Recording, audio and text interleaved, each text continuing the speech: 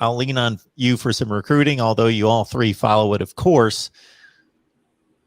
Mario Cristobal is bringing in the best classes in the Pac-12 at Oregon. Do you think there's a decided talent advantage for Ohio State overall? Absolutely. I mean, absolutely. Because Mario Cristobal is bringing in the best classes on the West Coast or the best classes in the Pac-12. Ohio State's bringing in the best classes in the nation.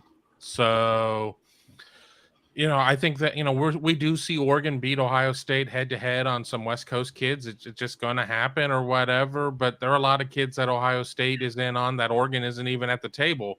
And, I jump into with JT Tuimoloau and say that we all kind of figured he was going to be playing in this game. Was he going to be wearing a scarlet jersey or white or green or yellow or fuchsia or plaid or whatever Oregon's going to trot out there? I think we all kind of felt he was going to end up at Ohio State. But with that being said, I do think that 1-22 and 1-85, Ohio State certainly has a decided talent advantage.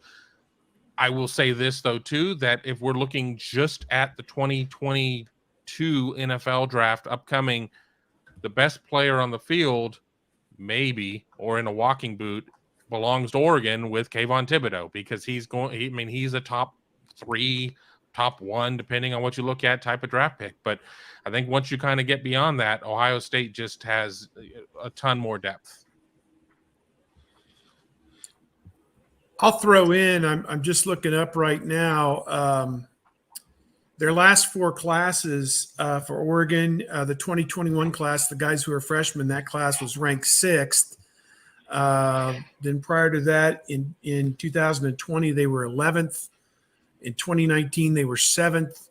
And in 2018, they were 13th. So their average ranking of these classes is 37, about 9 for the 4 years. They've averaged a top 10 class every year.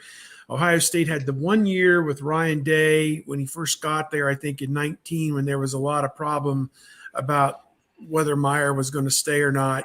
And that class ended up 13th, I think, for 2019. But otherwise, Ohio State's had a top 5 class. So they've probably averaged around 4 or 5, as their class ranking over the last 4 years.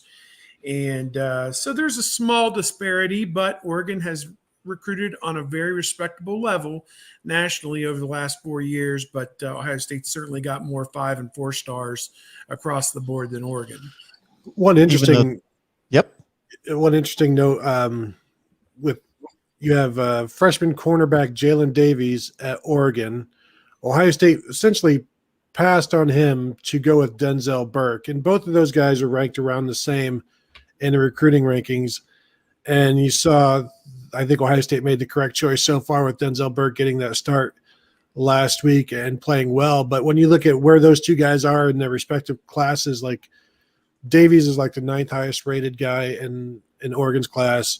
Denzel Burke is like 15th highest rated guy in Ohio State's class, to give you an idea of where similar players are in their respective classes. And just one little interesting note there. And another one would be Chris Olave wanting to become an Oregon Duck, and Oregon not recruiting him until Ohio State had already offered him and pretty much wrapped him up. So unfortunate there for the Ducks that Chris Olave and his entire family wanted him to be an Oregon football player. And one of the reasons why he wanted to play for Oregon, he did mention the jerseys. So when people get upset about, that the uniforms can't possibly be a recruiting draw, I give you Chris Olave. But you can't have him because he went to Ohio State.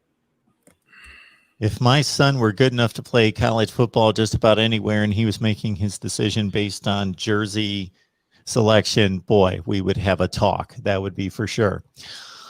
Regardless, it's working out pretty well for Chris Olave, so I guess I can't argue with that type of even though he wanted to go to Oregon, it's still working out very well for him, obviously.